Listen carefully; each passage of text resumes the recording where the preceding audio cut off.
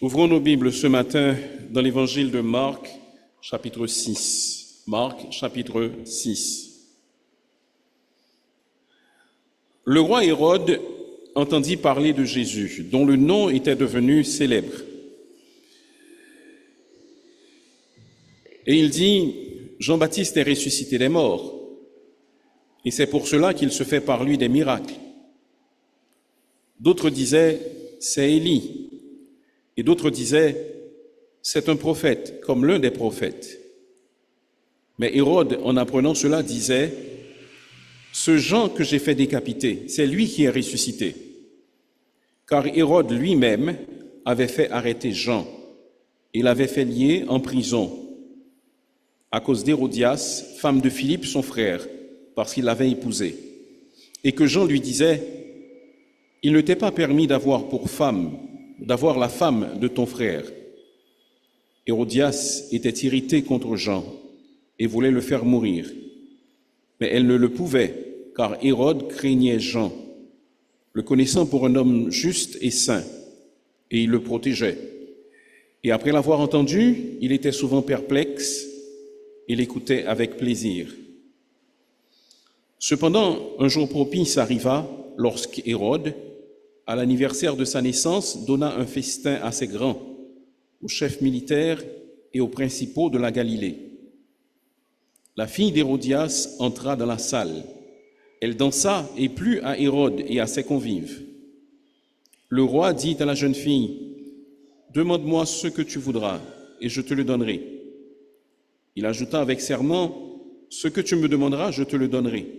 Serait-ce la moitié de mon royaume ?» Étant sortie, elle dit à sa mère, « Que demanderai-je » Et sa mère répondit, « La tête de Jean-Baptiste. » Elle s'empressa de rentrer aussitôt vers le roi et lui fit cette demande. « Je veux que tu me donnes à l'instant sur un plat la tête de Jean-Baptiste. » Le roi fut attristé. Mais à cause de ses serments et des convives, il ne voulut pas refuser. Il envoya sur le champ un garde avec ordre d'apporter la tête de Jean-Baptiste. Le garde alla décapiter Jean dans la prison et apporta la tête sur un plat. Il la donna à la jeune fille et la jeune fille la donna à sa mère. Les disciples de Jean, ayant appris cela, vinrent prendre son corps et le mirent dans un sépulcre. Parole du Seigneur. J'aimerais demander à la sonorisation de faire les ajustements que je leur ai demandés, s'il vous plaît, pour le son. La sonorisation est prise de faire les ajustements que je leur ai demandé de faire. Dans le monde naturel, les plantes sont soumises à ce que l'on appelle des tropismes. Ce sont des mouvements des plantes en réponse à certains stimuli. Ainsi, par exemple, on parle de phototropisme.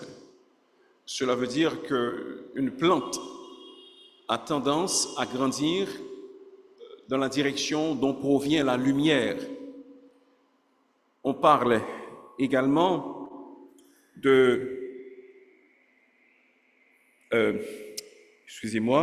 d'hydrotropisme. Dans l'hydrotropisme, la plante guide ses racines vers les zones qui sont un peu plus humides. On parle également de gravitropisme, parce que les racines des plantes ont tendance à s'étendre vers le bas à cause de la pesanteur, de la force, de la gravité.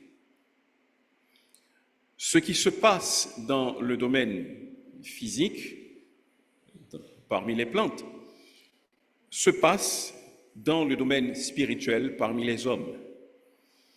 Les hommes ont tendance à être influencés de manière tout à fait naturelle. Et les tropismes, pour ainsi dire, les plus naturels d'un enfant, ce sont ses parents.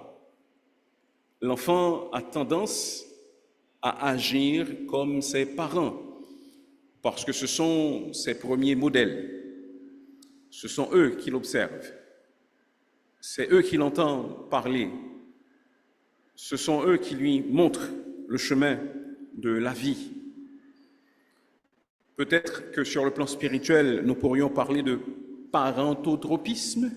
Le mot n'existe pas, mais c'est juste pour vous faire comprendre que les parents influencent les enfants.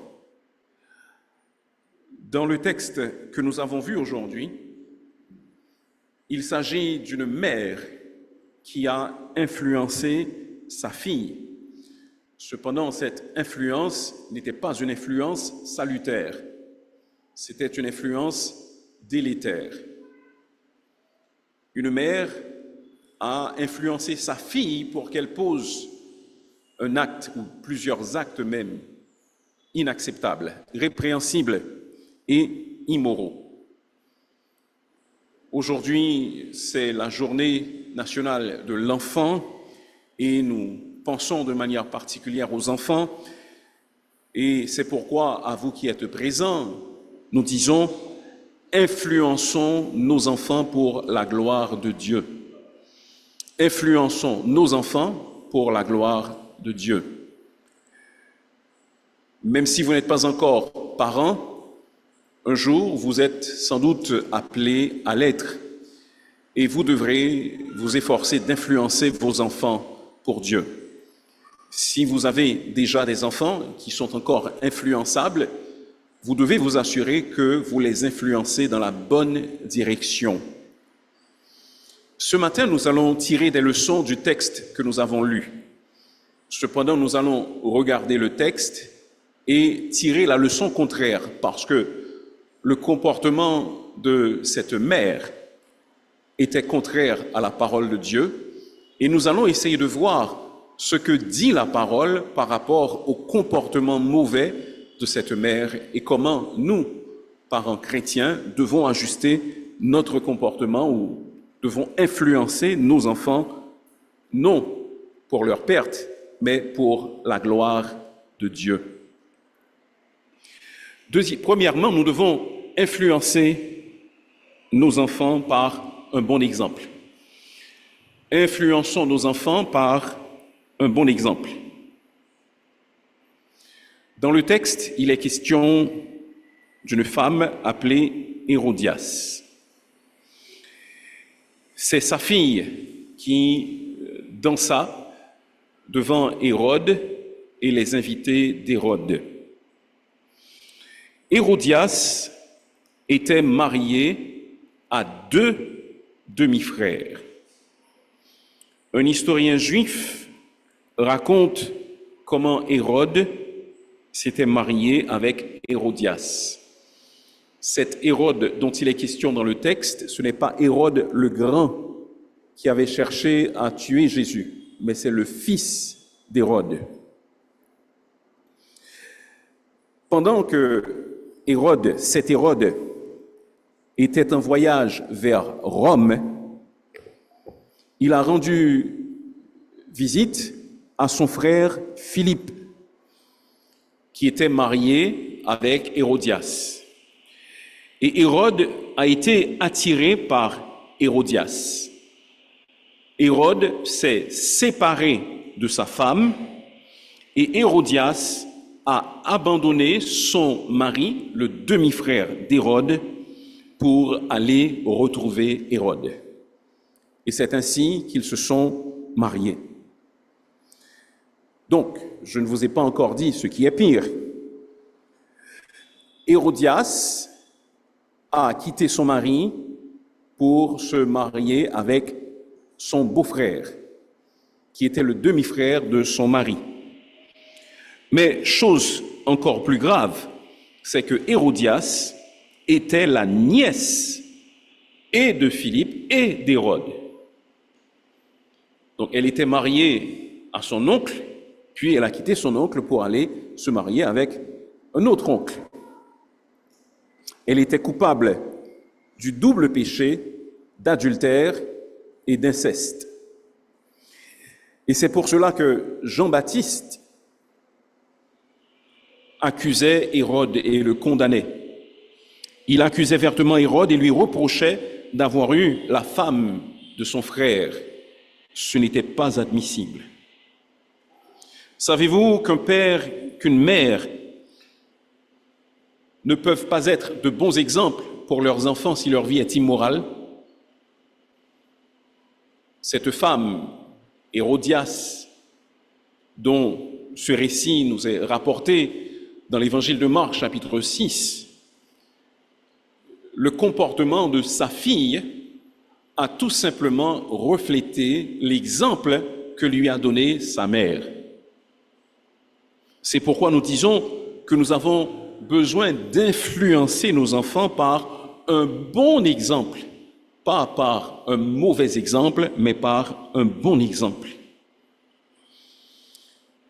Un père qui cultivait du maïs gardait une cruche de whisky, une boisson alcoolisée, dans un dépôt.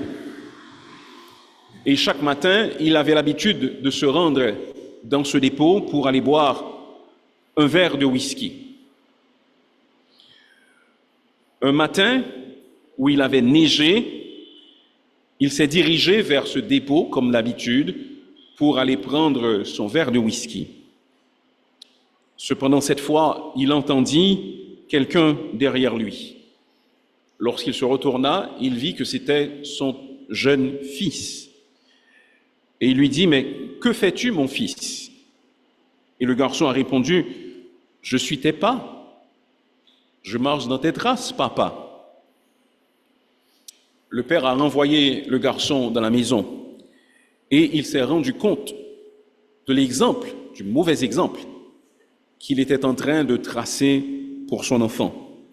Il s'est rendu au dépôt et il a brisé cette cruche de whisky parce qu'il s'est rendu compte qu'il ne voulait pas que son enfant suive ses traces. Quelqu'un dans votre maison, si vous êtes parent, est en train de suivre vos traces. Un enfant est en train de mettre ses pieds là où vous avez mis les vôtres. Si le chemin que vous empruntez est un mauvais chemin, il le suivra. Si le chemin que vous empruntez est un bon chemin, il le suivra également. Si votre enfant vous voit consommer de l'alcool régulièrement, il suivra votre exemple. Peut-être que vous pensez le faire modérément, mais l'enfant ne s'en rendra pas nécessairement compte. Et lui-même, peut-être qu'il en prendra sans modération. Et votre fils, votre fille aura appris à devenir un alcoolique à vos pieds. Si vous insultez les gens qui croisent votre chemin dans le mauvais sens, vos enfants vont également faire la même chose parce qu'ils vont vous imiter. Vous êtes l'exemple que Dieu a mis devant eux. Si l'exemple que vous leur laissez est mauvais, ils le suivront. Si l'exemple est bon, ils le suivront également. Mais si vous respectez vos voisins, si vous craignez Dieu, si vous êtes bon et gentil envers votre conjoint, vos enfants en feront de même. Je vous ai raconté à plusieurs reprises cette petite anecdote. Un enfant voyait son père maltraiter son grand-père. Dans un accès de colère, le père a brisé l'assiette dans laquelle on avait l'habitude de mettre à manger pour le grand-père. Et l'enfant de dire, « Papa, ne brise pas l'assiette de grand-père. Si tu la brises, quand tu seras vieux, dans quoi est-ce qu'on va te donner à manger ?»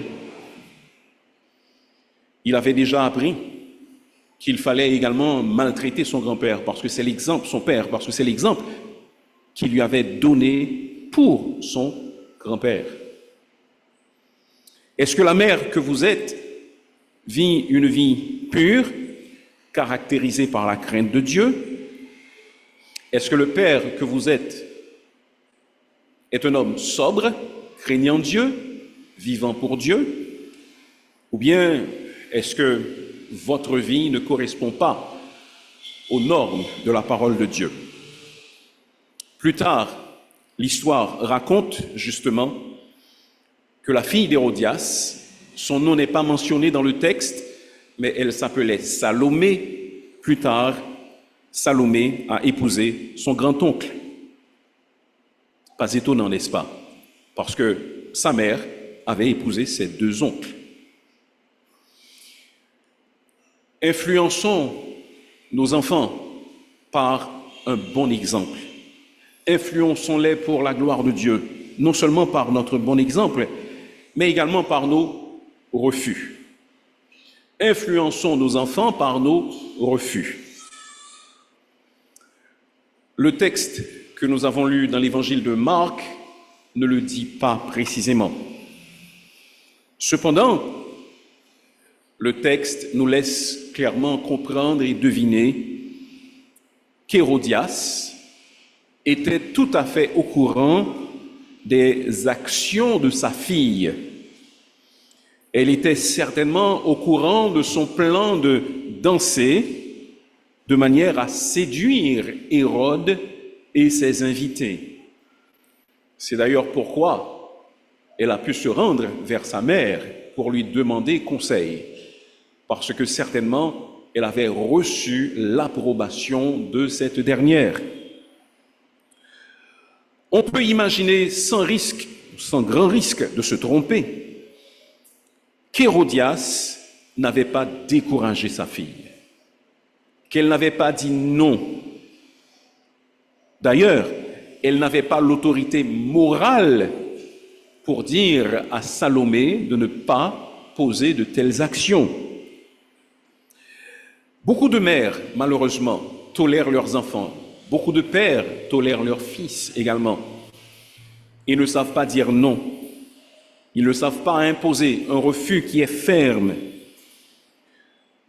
Certaines mères acceptent que leurs enfants empruntent le chemin du mal. Et leur silence est un encouragement implicite à ce que leurs enfants continuent dans le chemin du mal. Parfois, vous ne dites rien, alors que vos enfants fréquentent des amis peu recommandables, des gens qu'ils ne devraient tout simplement pas fréquenter. Parfois, nous gardons le silence, alors que nos enfants fréquentent des endroits malfamés, des lieux où ils ne devraient pas être en tant que fils de Dieu, ou même en tant que jeunes, tout simplement. Des mères laissent leurs fillettes porter des vêtements serrés. Quand est-ce que ces fillettes apprendront à être modestes et à ne plus porter des vêtements serrés? Parce que si on les laisse faire jeunes, comment est-ce qu'on pourra leur dire non quand elles seront devenues des adolescentes? Des pères laissent leurs enfants regarder des films et des feuilletons de mauvais goût. Eh bien, vous savez, dire non en tant que parent, c'est parfois l'acte le plus protecteur et le plus éducatif que vous puissiez poser. Dire non, tout simplement. Ce petit mot non, bien placé, devient une clôture de sécurité autour de l'enfant. Nous avons l'exemple d'un homme dans l'Ancien Testament qui n'avait pas dit un véritable non à ses enfants. Et malheureusement, leur fin fut catastrophique. Il s'agit d'Élie, Élie le sacrificateur dans l'Ancien Testament. Son histoire illustre le rôle d'un père qui ne savait pas vraiment dire non. Ses fils, Ophni et Phiné, profanaient les sacrifices et vivaient dans la corruption. La parole de Dieu nous dit que lorsque les adorateurs venaient, ils prenaient la viande des adorateurs sans aucun respect. Il nous est même dit que ces fils d'Élie avaient des rapports intimes avec les femmes qui venaient offrir des sacrifices dans le lieu du culte même, dans l'espace consacré à l'adoration à Dieu. Ces fils se livraient à de pareilles activités, des activités extrêmement répréhensibles. Cependant, Élie se contenta de les réprimer sans agir fermement. Regardons brièvement dans l'Ancien Testament, en 1 Samuel chapitre 2 et le verset 24. Puis, versets 27, 29 et 34. D'abord, verset 24.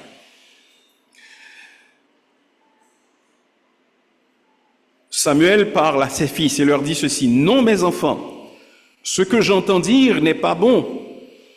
Vous faites pécher le peuple de l'Éternel. » Oh oui, il a dit non. Cependant, ce nom n'était pas un nom ferme, parce que le reste du texte nous fait comprendre que ses fils ont continué à agir de la même manière et qu'il n'a rien fait pour les en empêcher. Ainsi, nous lisons au verset 27, « Un homme de Dieu vint auprès d'Élie et lui dit, « Ainsi parle l'Éternel. Ne me suis-je pas révélé à la maison de ton père lorsqu'ils étaient en Égypte, dans la maison de Pharaon ?» Verset 29. « Pourquoi foulez-vous aux pieds mes sacrifices et mes offrandes que j'ai ordonné de faire dans ma demeure? Et d'où vient que tu honores tes fils plus que moi, afin de vous engraisser des prémices de toutes les offrandes d'Israël, mon peuple? C'est pourquoi voici, verset 30, voici ce que dit l'Éternel, le Dieu d'Israël. J'avais déclaré que ta maison et la maison de ton père marcheraient devant moi à perpétuité. Et maintenant, dit l'Éternel, loin de moi, car j'honorerai celui qui m'honore, mais ceux qui me méprisent seront méprisés. Et verset 34. Et tu auras pour signe ce qui arrivera à tes deux fils, Ophni et Phiné. Ils mourront tous les deux le même jour. Et c'est ce qui est arrivé en effet. Ils se sont rendus au combat avec l'arche de l'Éternel, pensant que l'arche allait les protéger contre les Philistins, mais l'arche de l'Éternel a été capturée et les deux fils d'Élie sont morts le même jour.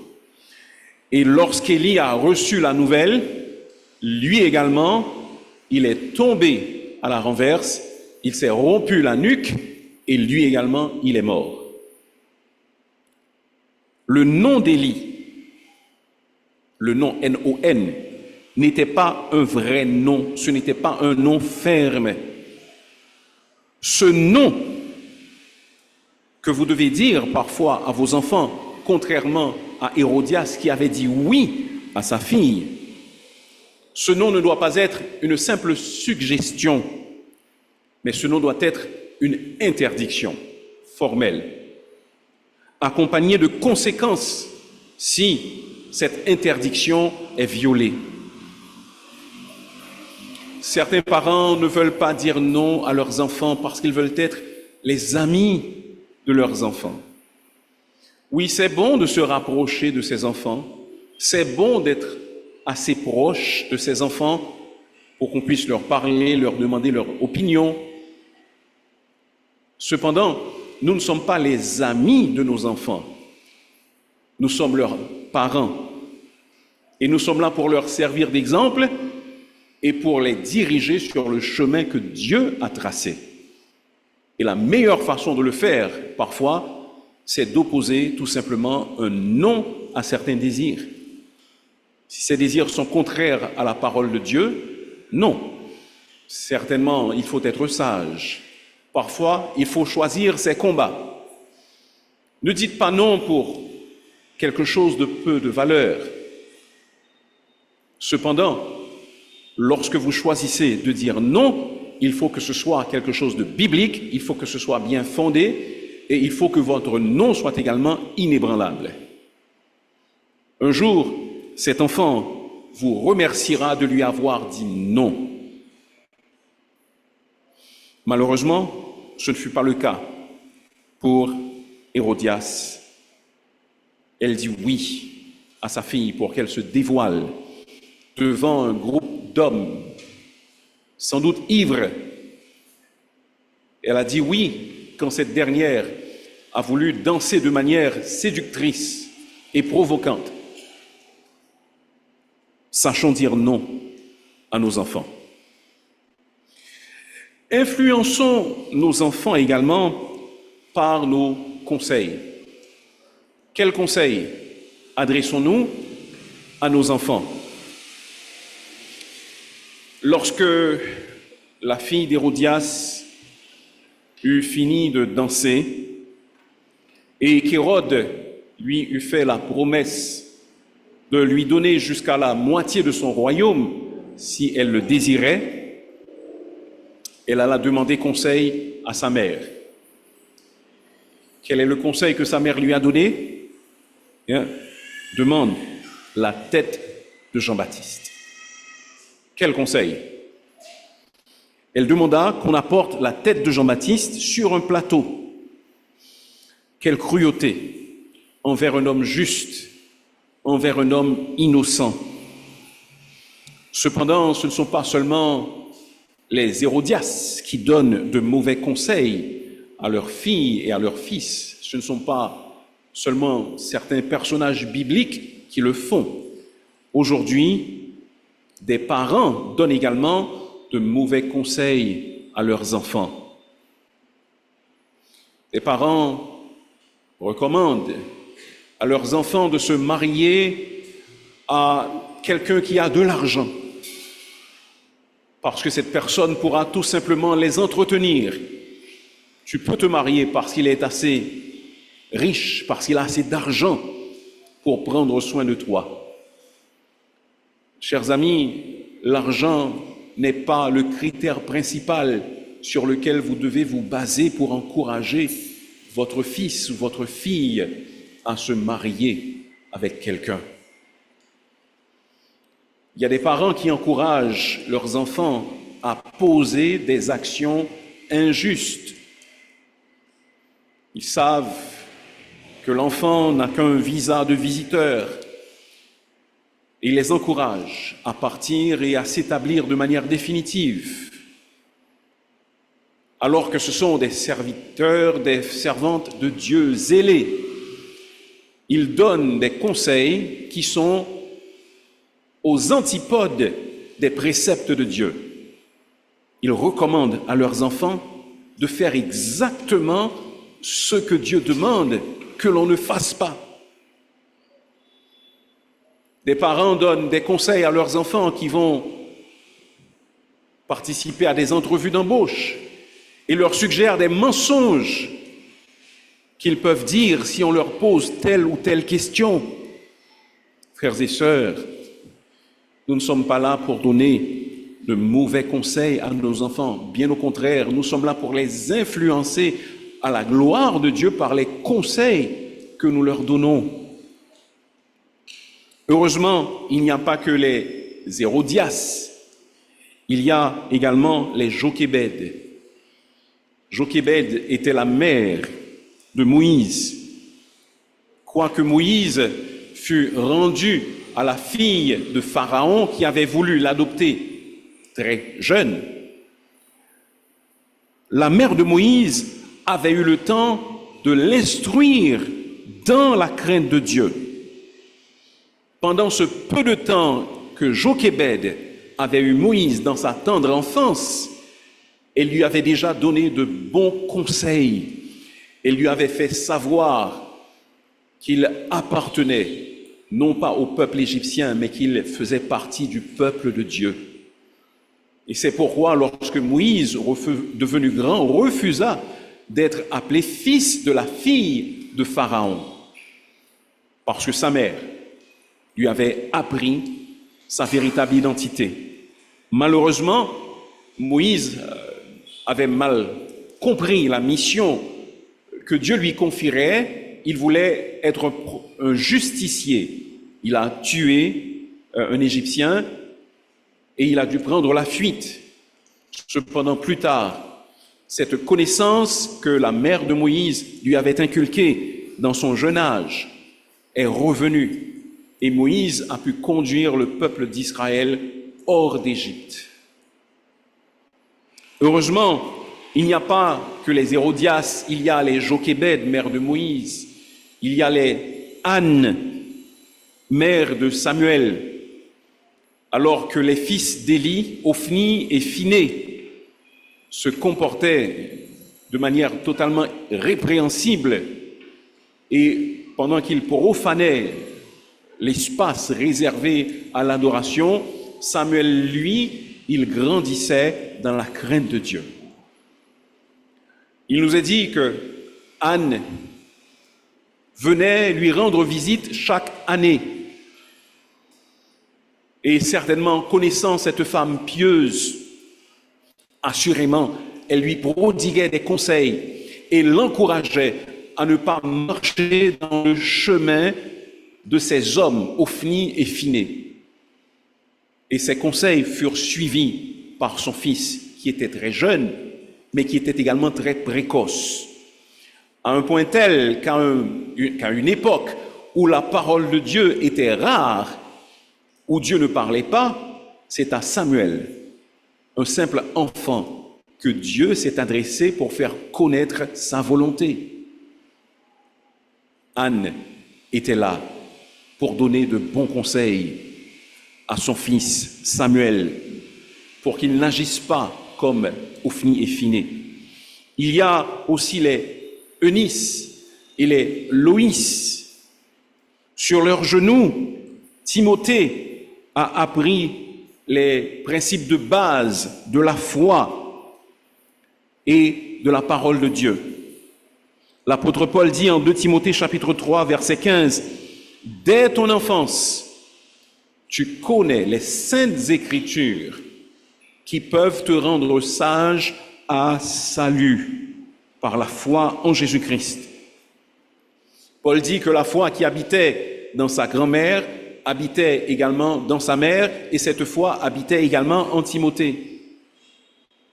Donc, de génération en génération, cette bonne habitude a été transmise et ces femmes ont donné de bons conseils. Elles ont été de bons exemples pour Timothée.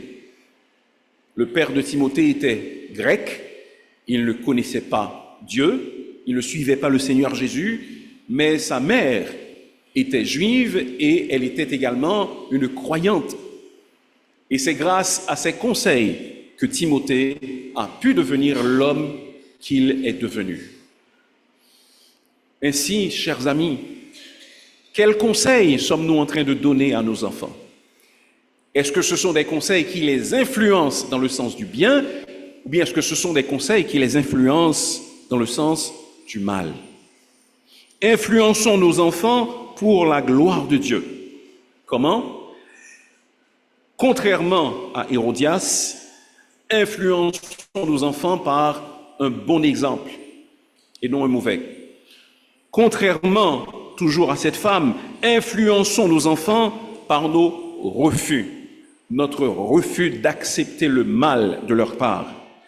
Influençons nos enfants par nos conseils, donnons-leur de bons conseils, et non pas des conseils qui les porteront à faire de mauvais choix et qu'ils regretteront parfois à la fin de leur vie. Dieu nous a placés à côté de nos enfants pour que nous les protégions et pour que nous les guidions. Et en général, ce travail n'est pas difficile, il est plutôt naturel. Et si les enfants nous voient vivre bien, eux également, ils voudront vivre bien. Lors d'un séisme très puissant qui s'est produit en 1988 en Arménie, un père s'est précipité vers l'école de son fils de 9 ans. Quand il est arrivé sur les lieux, il s'est rendu compte que le bâtiment était totalement effondré. Ceux qui étaient venus pour les secours étaient désespérés. Ils lui ont dit, pas la peine de continuer, parce que vu l'état de l'édifice, assurément, il n'y a pas de survivants. Cependant, Armand, c'était son nom, s'est accroché à une promesse qu'il avait faite à son fils. Bien avant le tremblement de terre, il avait dit à ce dernier, « Quoi qu'il arrive, je serai toujours là pour toi. » Alors, sans aucun outil, les mains nues, pendant 38 heures, le père a déplacé des blocs de ciment sans s'arrêter, sans encouragement, sans aide. Il a enlevé les blocs de béton malgré sa fatigue et malgré ses blessures. Soudainement, il a entendu la voix d'un enfant qui parlait. « Mon fils, papa !» répondit le fils. Lui, ce fils, et 13 autres camarades étaient restés en vie grâce à ce qu'on appelle un triangle de vie. C'est-à-dire que lorsque les édifices s'effondrent, certaines structures permettent qu'il reste de l'espace, un certain espace qui n'est pas affecté par les débris qui tombent. Donc il y a un petit peu d'espace pour que les gens puissent continuer à survivre. Et durant ces 2 jours d'angoisse, ce garçon avait redonné courage aux autres enfants en leur disant « Ne pleurez pas. Mon papa est vivant et il est en train de creuser. Il m'a promis qu'il viendrait toujours me chercher. » Il ne le savait pas, mais il en avait la certitude. Nous venons à la rescousse des enfants lorsqu'ils sont en danger physique. Est-ce que nous les aidons quand ils sont en danger spirituel? Est-ce que nos enfants peuvent compter sur nous pour que nous soyons un bouclier contre le mal qui les environne? Est-ce que nous pouvons être cette protection, cette muraille, cette clôture autour des enfants alors que les vices sont en train de pleuvoir autour de ces enfants? Le monde veut les attirer. L'occultisme, sorcellerie, magie, leur tend les bras. Des contenus violents, immoraux, addictifs leur sont proposés sur les réseaux sociaux. Des philosophies qui bannissent la foi en Dieu les entraînent à des modes de vie répréhensibles. Qu'allons-nous faire en tant que parents?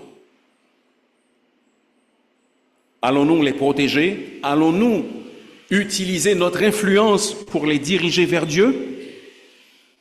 Nous protégeons nos enfants contre les dangers physiques, contre les objets dangereux. Est-ce que nous les protégeons contre les influences dangereuses qui blessent leur âme? Nous leur donnons le pain de l'instruction. Leur donnons-nous le pain de la crainte de Dieu? Et je ne parle pas uniquement de nos propres enfants, mais je parle des enfants d'une manière générale. Parents, choisissons d'influencer nos enfants pour Dieu. Si vous ne connaissez pas le Seigneur Jésus, c'est le meilleur choix que vous puissiez faire. Si vous acceptez le Seigneur Jésus, si vous vous soumettez à sa Seigneurie, la parole de Dieu dit, si quelqu'un est en Christ, les choses anciennes sont passées. Voici, toutes choses sont devenues nouvelles. Et avec la foi en Jésus-Christ, votre vie pourra être transformée et vous pourrez guider vos enfants dans le bon et droit chemin. Si vous connaissez déjà le Seigneur Jésus, Prenez la résolution d'être ce bon exemple. Prenez la résolution de dire non quand cela est nécessaire. Prenez la résolution de prodiguer de bons conseils à vos enfants.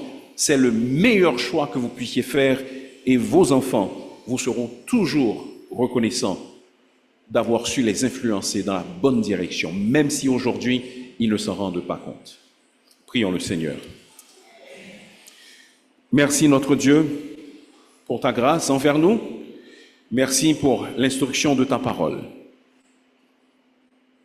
Aide-nous à être comme les parents de notre Seigneur Jésus, que tu avais jugé digne de choisir pour qu'il l'élève, et fais que nos enfants grandissent en sagesse, en stature et en grâce devant toi et devant les hommes. Garde-nous et dirige-nous, nous t'en prions au nom de notre Seigneur Jésus. Amen.